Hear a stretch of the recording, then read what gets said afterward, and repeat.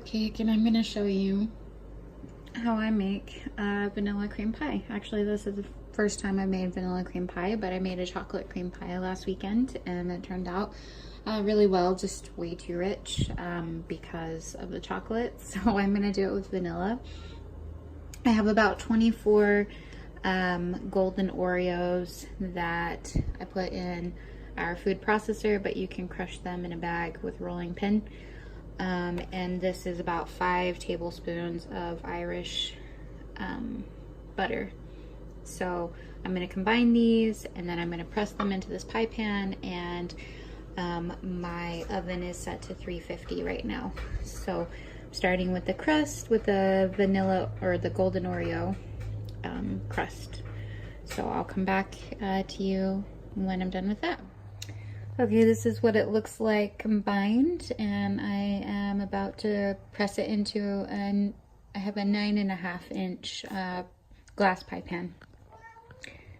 Okay, so this is what my pie crust looks like before baking. It just says, the recipe says to press firmly and evenly into the pan, and then I kind of went around the top and made it a little more even. Obviously, it doesn't look beautiful or anything, but it should taste good. The directions say cook for 10 to 12 minutes in the oven, or bake, and so I'm gonna put it in for 11, and hopefully it'll turn out. Okay, I've got my ingredients out, and yes, I've made a mess, but it will all get cleaned up and it'll be fine. And it's gonna taste delicious, so don't mind that it doesn't look pretty. I don't know if you're one of those people that's able to make baking look pretty, but I have my ingredients all measured out and ready, basically. And there is my golden Oreo crust, and it smells fabulous, so I'm excited about that. And I'm about to start the custard. So it says to combine sugar, salt, and I'm using cornstarch. The recipe says you can either use flour or cornstarch. I read through the comments, which I always recommend doing now, and it says use cornstarch, and I've done this before and it turned out great, so I'm gonna go with this cornstarch. You combine those in the pan and then you gradually add in the milk. So I'm just gonna start on medium heat, and I'm gonna add my stuff to the pan, and I'll try and show you what I'm doing as I go. This is 3 egg yolks beaten. I've got some whole milk, which people recommended in the comments, use whole milk. I've got a little over 1/4 of a teaspoon of pink Himalayan salt. I always use more salt than asked for in recipes, especially with baking, and it basically turns out wonderful. I've got some butter. I'm gonna estimate that's about 2 tablespoons. And yeah, that's 3 tablespoons of cornstarch. So I'm gonna get started. Okay, so right now I've got my 2 cups of milk added to my cornstarch, sugar, and salt, and it says to keep stirring over medium heat until the mixture gets bubbly, and then you're gonna cook for 2 more minutes. And then I believe you take it off the burner, but I'll have to look at the recipe again. The thing with the custard is to keep stirring, and then we're gonna temper some eggs, and then we're gonna add some butter, and I think that it will be done. So it's really, really simple and extremely delicious. Oh, and we're gonna add some vanilla too at the end. So yeah, that's what step I'm at right now. Just stirring until this gets bubbly. Okay, I just want to show you guys that it is getting bubbly and it's getting thick.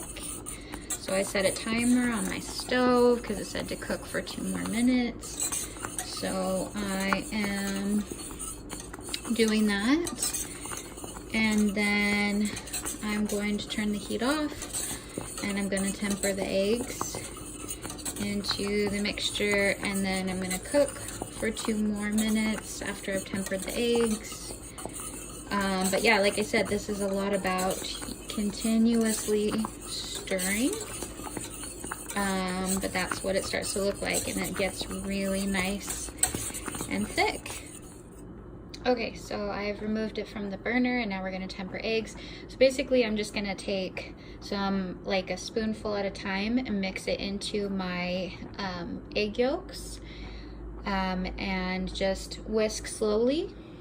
And then once I've done that a couple of times, then I'm gonna put the eggs, all the eggs into here. And the reason why we temper them is so that we don't get scrambled eggs. So that's what's going on right now. Okay, so I've got my eggs added in, and now I am just going to, and I've got my pan back on the heat. So basically I just added a spoonful at a time of my pudding mixture to my whisked egg yolks, and then I added all of my eggs into my nice thick custardy pudding. And again, you just have to keep whisking. Sorry if I'm making you dizzy, but you have to keep whisking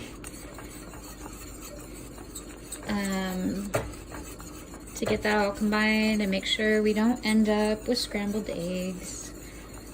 And I believe you cook until bubbly again, or yeah, so we're already at bubbling. So now I'm going to put my timer on for 2 more minutes, and I'm gonna keep whisking for 2 more minutes, and then we will be taking it off the heat and adding in the rest of the ingredients, which I believe is just the butter and the vanilla. Okay, so I have taken it off the stove, and I've added my vanilla and my butter.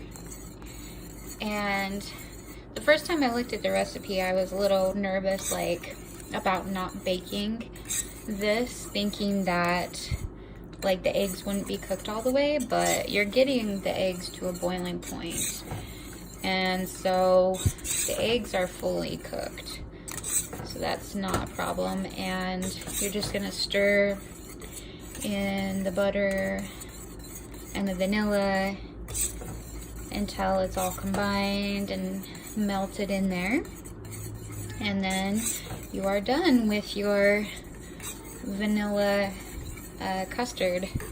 And this would also be the point where you would add chocolate if you were doing a chocolate cream pie, you know, or whatever other flavor. When you're doing banana cream pie, then you just layer this vanilla pudding with slices of banana. So there's lots of different things you can do, and this pudding is delicious on its own. I have my pie crust chilling in the fridge right now, but yeah, this is gonna be delicious. So that is what that looks like, and I'll show you what it looks like once I get it into my pie crust. And then I will probably make the whipped cream later, because you want this to chill for like at least 4 hours. So in the fridge, which, you know, it kind of sucks like to wait that long, but I think it's worth it, especially if you were doing like a banana cream pie, which is the recipe that I got this vanilla custard recipe from, because then the bananas soak into the pudding and it's amazing. But yeah, I'm just doing a vanilla one this time. Just a vanilla custard pie. So anyway, I just wanted to show you what this looks like. Okay, so while I was waiting for my crust to cool, I have been cleaning up, which is, it just makes baking nice. Like, you can make a mess, and then if you clean up, then yeah. So we got this thick pudding consistency. I'm gonna take a bite of it.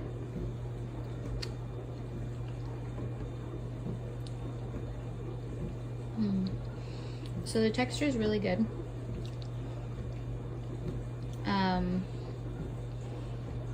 It's not very sweet. There's only a 3/4 of a cup of sugar in here. I do think that this recipe is a little bit more on the savory side because you have the sweet crust and then sweet whipped cream on top, and then this is usually a recipe made with bananas, so you get sweetness from the bananas too, so you don't want to like overload. You want to have a sweet crust, a really sweet filling, and then a really sweet topping.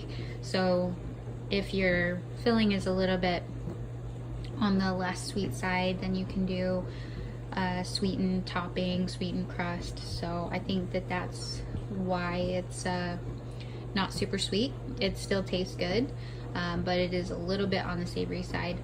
So I'm gonna get this into my pie crust now, hopefully. So this is how the pudding looks in the golden Oreo crust. And it doesn't have to look great because it's going to have whipped cream on the top of it. So yeah, later after it's cooled, I will make some whipped cream, which I will probably sweeten because, like I said, the pudding isn't super sweet. And then it should look really pretty, especially if my husband helps me decorate the top of it with the whipped cream. So anyway, now it's gonna go into the fridge for probably at least 4 hours, and then I'll be making some whipped cream, and we will be having this for dessert tonight, and hopefully it will taste good, but I'll definitely let you know. Okay, so I have about half of a quart of heavy whipping cream in my stand mixer and about 6 teaspoons of just plain granulated sugar, and the pie is nice and cooled. It looks really yellow in this light, but it's not that yellow. And I'm just going to whip this on like a medium speed until it forms stiff peaks, and then we'll be ready to put on the pie. Here's what my whipped cream looks like all done, and I am gonna go ahead and put it on the pie now. Okay, and here's what the pie looks like with whipped cream all over it. I'll probably clean up the side a little bit, and then I'll show you what it looks like served up. And this is how the pie looks when it is cut. So it looks pretty good. I'm excited to try it.